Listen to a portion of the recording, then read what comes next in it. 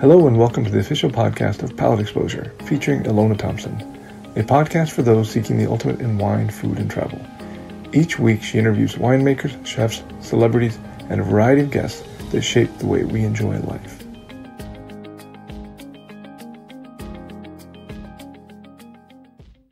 I love to broaden my horizons. Sometimes that's just going down to Whole Foods and, just walk up to the shelf and say, all right, let's do some Italian tonight or something like that. And that's just kind of fun. I think this business allows you to be able to do that. If you're not tasting, then you're kind of missing out on some really important stuff. But that's kind of where what are you drinking? You tell me. You get to see a lot of really cool things too. Oh, it's all over the place. I'm with you. I drink a lot of white wine. Yeah. In my real life, like, a glass in the kitchen.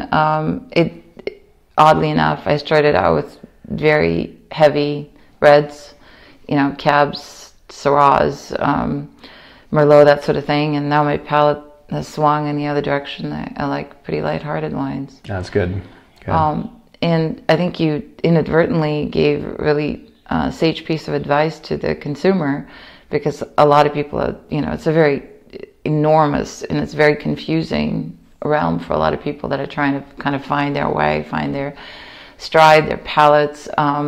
That tasting group that you referenced, I've always believed that the best way to taste wine is blind, hopefully, and with a group of peers that are, turned on by, the concept, so you can all share information and passions. Right. And it's such an educational experience, isn't it? Right. Yeah, I think it's fantastic. It's, we have really great tools, our senses, and yes. You got to exercise them quite a bit. But yeah, it's very interesting. I mean, I look back at, 30 years ago, it was very hit and miss about some of the wines you would get. So you go through and you'd say, oh, let's go do a Croatian tasting. Yeah. Let's go do something totally random. And nowadays, wines of all types are very good. I think, in most cases, the flaws are gone. World producers everywhere have realized that, better to have wine in your bottle rather than salad dressing, in terms of VA. There's a general, I think, everyone's upped their game quite a bit. Yeah, so, a qualitative shift for sure. You can basically buy a bottle off the shelf anywhere, any grocery store, and be happy with the product that's in there. Certainly may not be the world's most perfect wine, but it's worth evaluating. Whereas 20, 30 years ago, that could have been a gamble. Yeah, and I really love that you go to Whole Foods or whatever wine shop. Don't tell my wife though. No. But with your level of access, it's so instructive, for people that are listening, that you just randomly pick a bottle and it's like, it might just surprise you. That's part of the fun. Right. I tend to like to try new things where possible. And what's really fun is you reflect back and you go, oh, wait a second. I've had this a couple times, and your mind just sort of takes you to grabbing that bottle that turns out you liked, that you tasted 5 years ago. What I really want to do is go back through all my tasting notes from the thousands and thousands of wines that we've tasted in the past, and actually kind of just on a rainy day somewhere try to tease out, is there some pattern like that you really like? But very important for people to taste. There's no wrong answer. Either you like something or you don't. But it's the quickest way to start getting into wine and start thinking about, what is this all about? I mean, this is, people put their heart and soul into these products, and it's a great way to connect back with what is really a fantastic, sustainable business, and it's fun and tastes good, and it goes well with your meal. Has there been any bottle or bottles in your past experience that just really rearranged your head? Interesting. The one, this may be a little too in the weeds, but when I was at Davis, this is a story of my life, of course, like just whenever I was born, but every single time I would go through something like my high school, the minute I graduated, they built a pool, like, and then a new gym and all these things, right? And so when I went to Davis, basically 2 years after that, they started building a brand new winery. And so we were working out of the old winery from the, just post-prohibition world, and didn't have any of the bells and whistles. But because they were building a brand new winery, we got to go into the locker, the Jacobson locker, which is a fantastic collection of all these donated wines. And several guys in our tasting group and us, we'd be able to pull out these wines that have been stored perfectly, for 50, 60, 100 years. And we started finding some of these old Bordeaux bottles where the labels were just completely like rotted off, basically. And in most cases, you could point out it's a 1 and an 8. You're like, okay, well, at least we're in the right century. So I'm drinking something from the 1800s. I can't tell all the rest of them. But we had so many magical wines that, I think when I was younger, and don't tell my parents, but in high school when I could raid their wine library, they had some great wines too. Mm. You'd pull out an old bottle of something like, oh, they'll never miss this, old 1940s, Bordeaux. Of course, you drink it and you're like, ooh, this is the world's most horrible wine ever. And then you actually go through wine appreciation pieces of this, and you go back and you go, wow, I can't believe I'm drinking something that's 100 years old. I can't believe I'm drinking something that, that everyone who could be involved with this is dead now.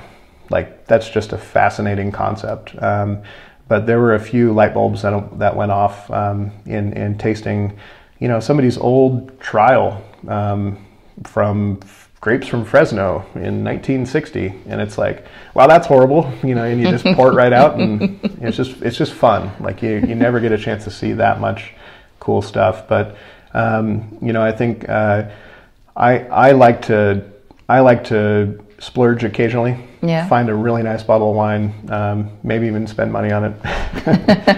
Something that I wouldn't otherwise do, whether that be at a restaurant or in some sort of experience type thing with a group of friends. And every one of them is life-changing. That's what it should be. Wow. So it's not a single epiphany, it's really kind of an experiential, contextual thing for you. Yeah. The epiphany is like, wow, I probably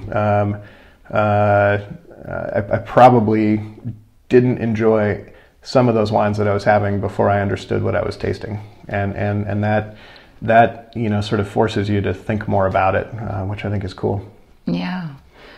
So you've clearly participated in making the 100-point wines, and even though it's a perfect score, the idea of perfection, I think, is different for everybody.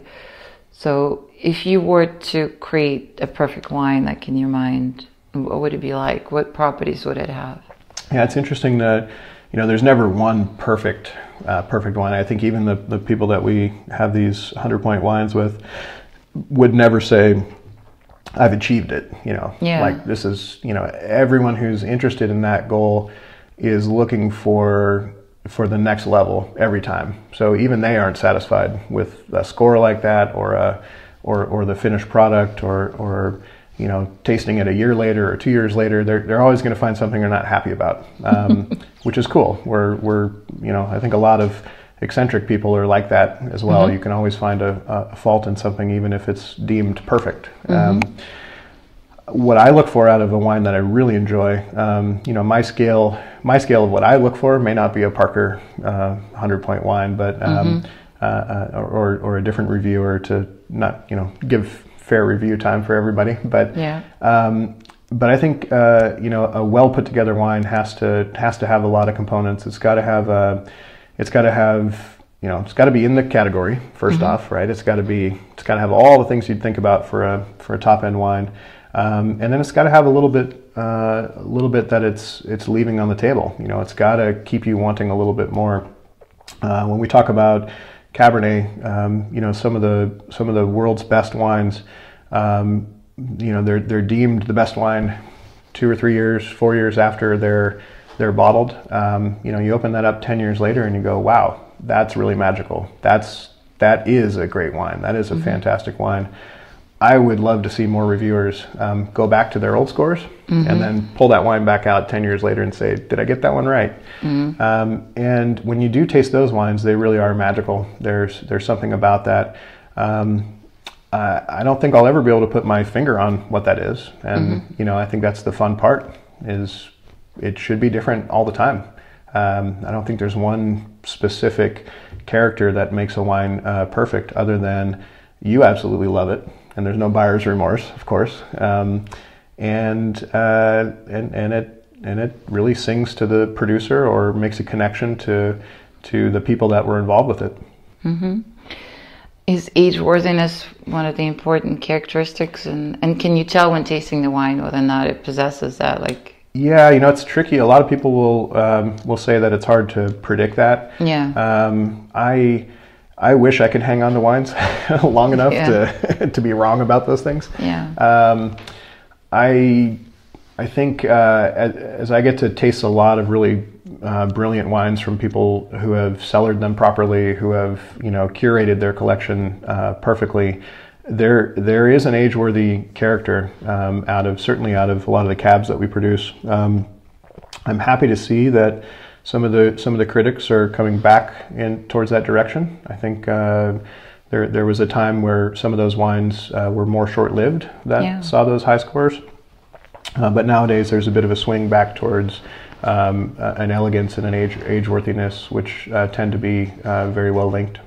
Yeah, no, it seems like the trend, hopefully it's not a trend, but something more permanent towards that elegance and sophistication and such like that.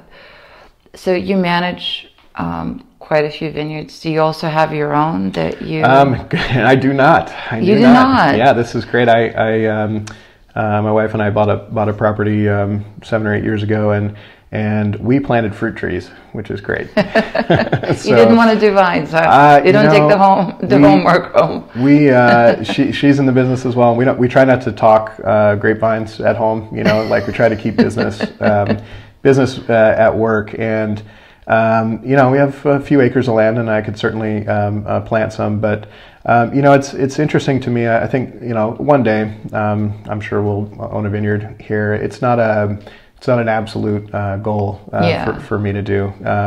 But what I do love about this business is you know, some people really not just wanting to make the perfect business, but they really want to make a mark and a connection about their relationship with their vineyard and their property. And I guess I look at my role as being somebody who can help foster that. And you know, if that's one of our clients that owns a 160-acre property here in the beautiful hills of Napa with a 20-30 acre vineyard on it, helping them realize that dream, I think is what I get joy out of as well. Yeah, so it's very fulfilling for you. If you were to plant a vineyard at some point in the future, is it going to be a single varietal or multiple? Oh boy, I think that's interesting. I've got about an acre at my house, and if the local land use restrictions would allow for it, there would be a white grape and a red grape, and a barrel of each ought to do the trick. So what that is, I don't know. It's very, very interesting. I look here in Napa. There's so many things that we can grow. You know, we do a lot of Cabernet, more than 50%.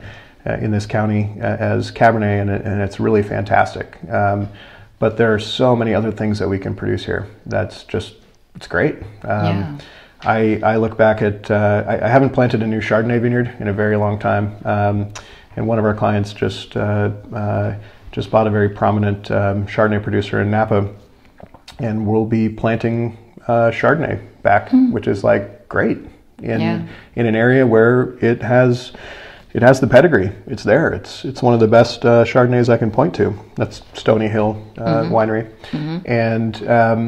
and it's just really fun to be able to do some things that, you know, it's not always Cab. Cab is fantastic, and Cab is perfect for a lot of places. But when you can find a site that really sings to whatever variety it is, you know, it's nice to put it in the right spot. I think there's always a concern, right? Some people are, land values are high here. You can make a fair amount of money with certain varieties, specifically Cab. Pushing the boundaries of where those should be planted or can be planted is something that I think people are constantly trying to do. But for a few people that may be a mistake. I think now we know really well what should go in the right spots. The sort of in a lot of cases, the age of experimenting is a little bit over for Napa for some people, but I just hope that some people keep thinking about different varieties and different things to keep their businesses exciting. Yeah. Is it true that Hillside Vineyards, generalization of course, of sorts, but more exciting products coming from that as opposed to Valley Floor? Is there a truth to that?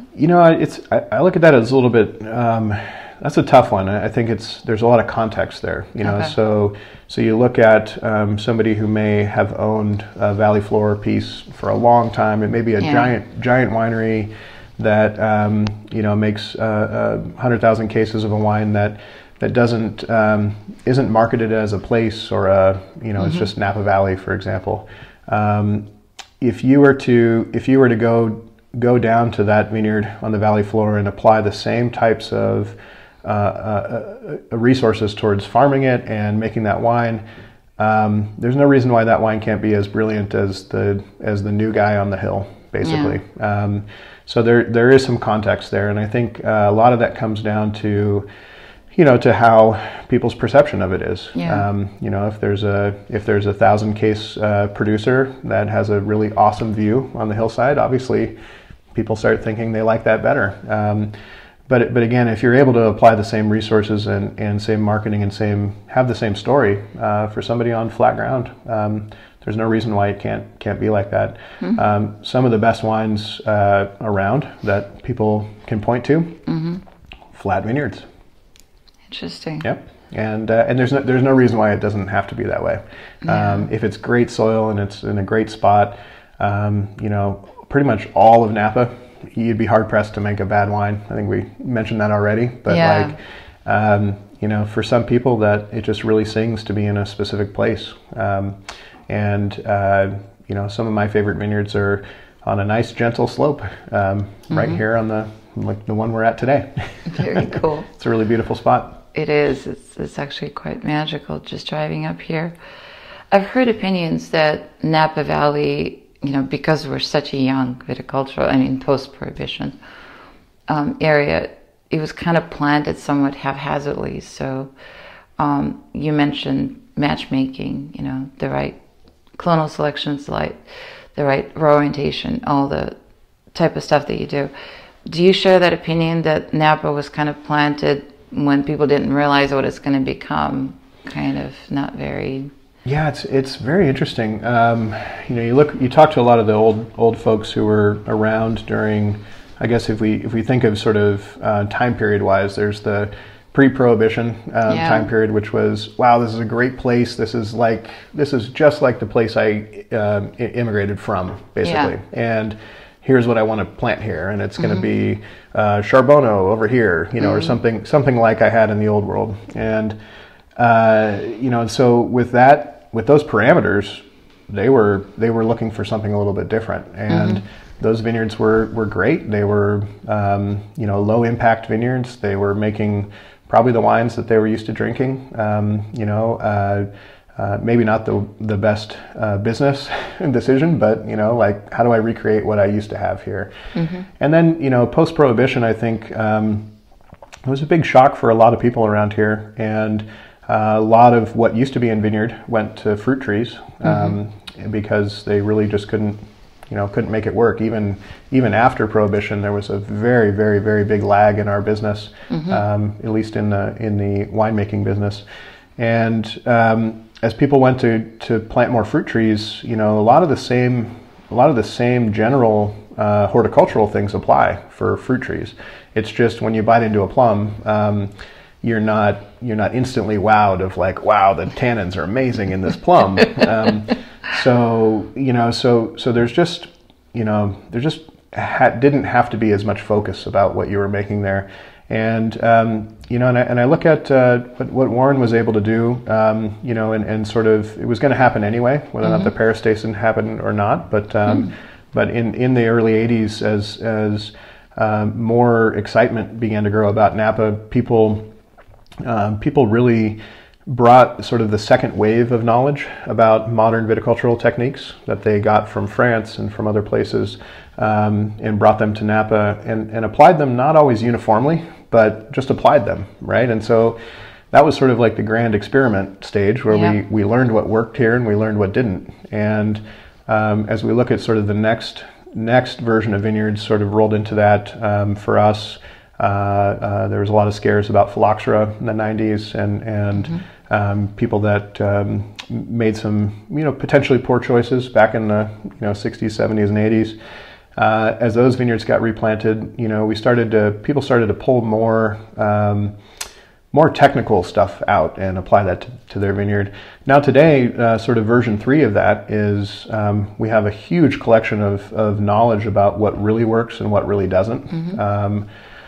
And as we replant a vineyard today, if you're not respecting some of that history, it's going to come back and bite you. Today I build a vineyard that is climate smart. It's flexible in its farming. I can make the blockbuster cab, or I can make the low alcohol early pick cab out of the same vineyard. I can keep it virus free. I can keep it, I can plant that vineyard so that it's future proof, so that in the next 100 years, I don't have to make dramatic changes to it. And I can say that with confidence because we're doing it. And I'm excited for version 4, whatever that is, which is really, hopefully happens after my time, when somebody else who's young and smart can say, wow, we learned a lot from that guy, but here's what we know now.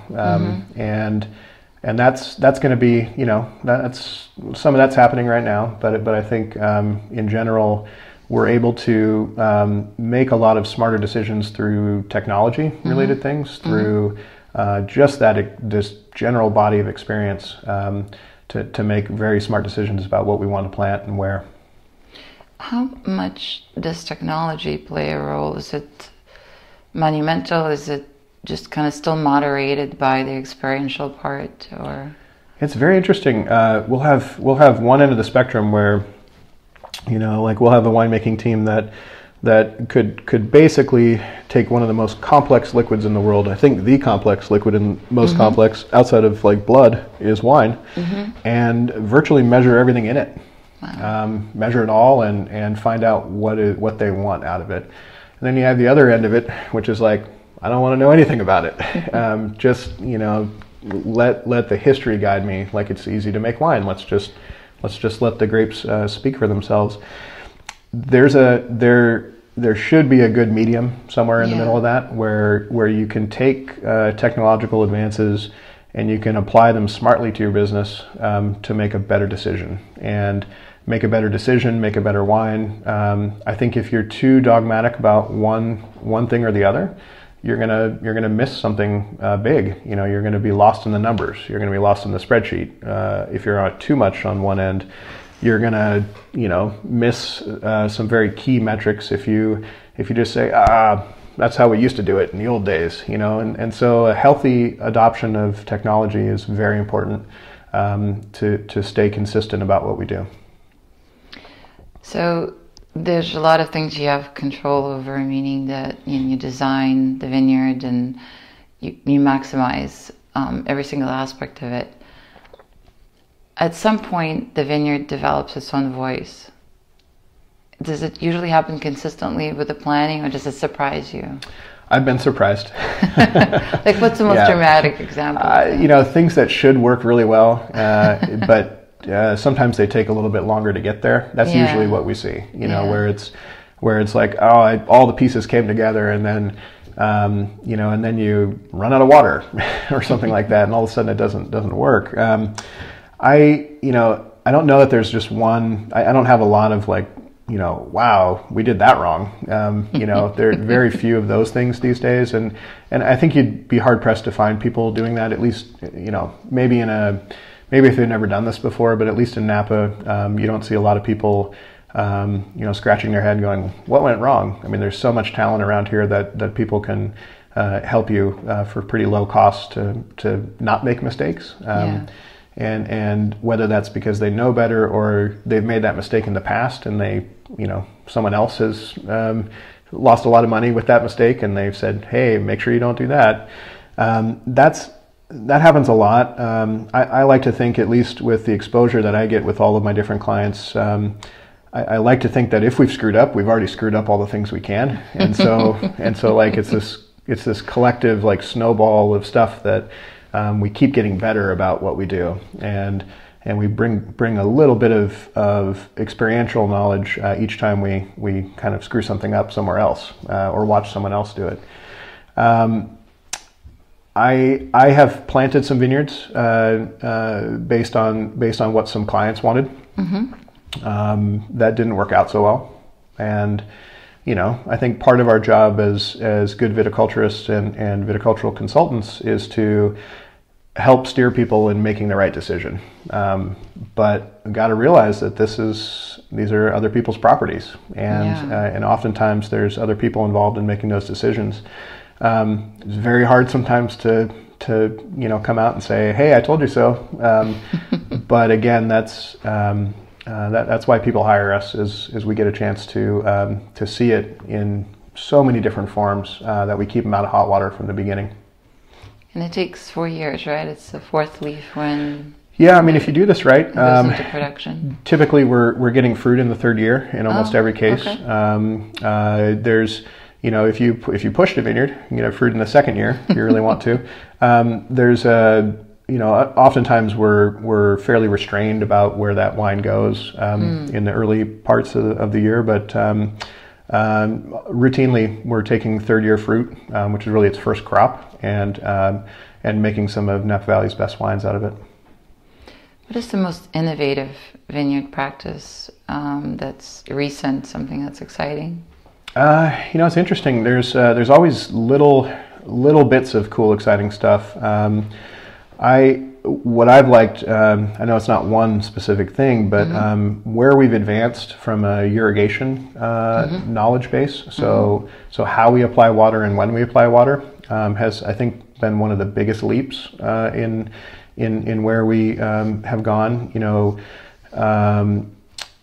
A lot of growers have gotten away from this, like, well, it's hot out, I should be watering, and I should water every week, as if the vine knows what a Monday is. Like, we water Mondays. Mine has no idea what a calendar is. It's just like, are the days getting longer? Are the days getting shorter? Is it hot out? Is it cold out? Am I post-bloom? Am I pre-bloom? That's what the vine really cares about. And so one thing that I've tried to push quite a bit with my clients over the years is getting away from this calendar approach to what we do things. So like, hey, I water 10 gallons a week. Like, how about if you water 10 gallons a week, how about you take that same 10 gallons and you water it every 2 weeks? And then you just say, hey, nothing bad happened.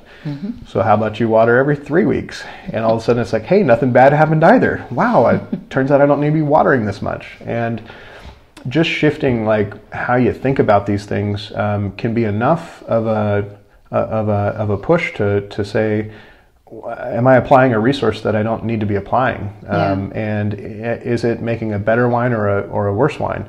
And so just making that shift with people is very helpful. Now there's been a whole bunch of technology that's come along during that time that helps validate that line of thinking. And so we have got some great products these days, like measuring real-time water flow through a vine, estimating real-time water flow through a whole vineyard footprint. We can actually look at what kind of evapotranspiration is happening with a set of vines, and that's really cool. That's like hooking up a mask to a person on a treadmill, where it's like, these are what you're making, this is what your body's making, and we get to learn these things about vines. The conclusion of this interview can be found in the next podcast, already available for your download. Thanks again for tuning in to the official podcast of Palate Exposure, featuring Ilona Thompson.